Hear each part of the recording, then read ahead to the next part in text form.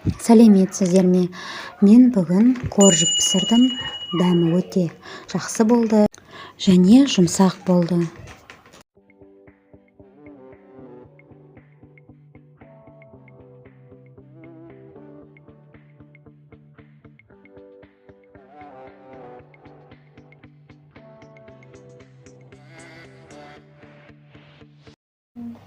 Төрт штук жұмыртқаға 200-250 грамм қантты қосып, миксермен араластырамыз.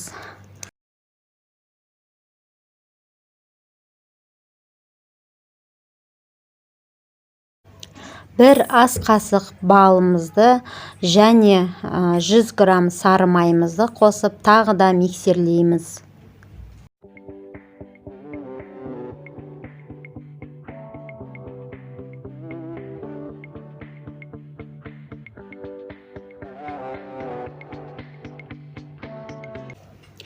Енді 100 грамм сүтті құйып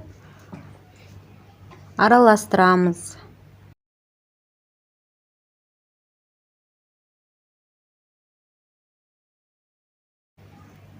Барлығын жақсылап араластырдық. Енді ұнымызды 700 немесе 800 грамм ұнды қопсытқышпен араластыра отырып, сеткадан өткіземіз.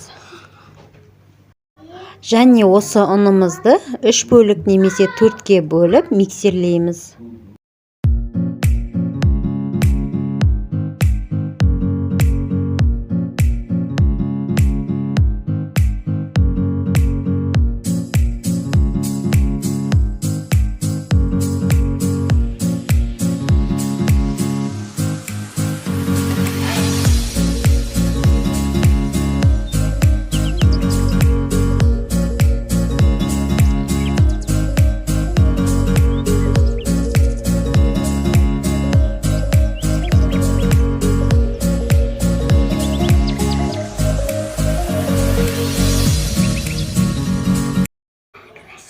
Міне өздеріңіз көргенде қамырымыз дайын.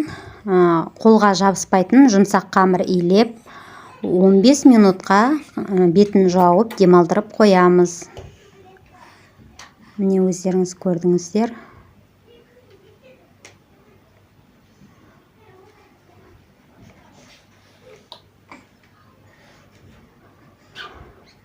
Міне арада 15 минут өтті. Енді қамырымызды бөліктерге бөліп, жайлап жая береміз. Қамырды не қатты қалың болмау керек жайған кезде, немесе қатты жұқа болмау керек. Примерно 1-2 сантиметрдей қылып қамырды жаямыз. Сосын әркімнің өзінде енді формалары болады деп ойлаймын әйел адамдарда.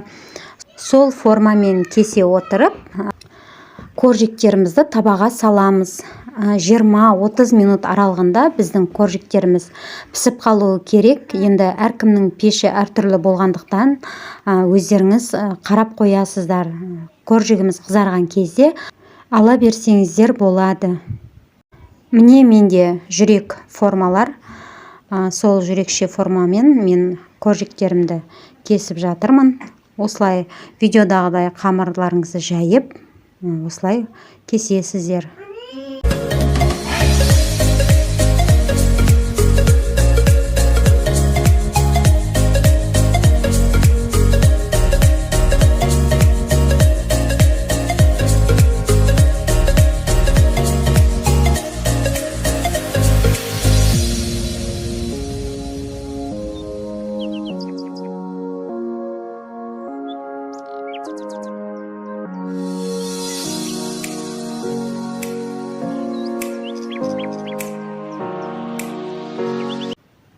Міне менің коржиктерім де пісті. Міне арасын өздеріңіз көрдіңіздер. Жұмсақ болды. Өзім жеп көріп едім. Тура бала кездегі жеген коржиктеріміздің дәмі.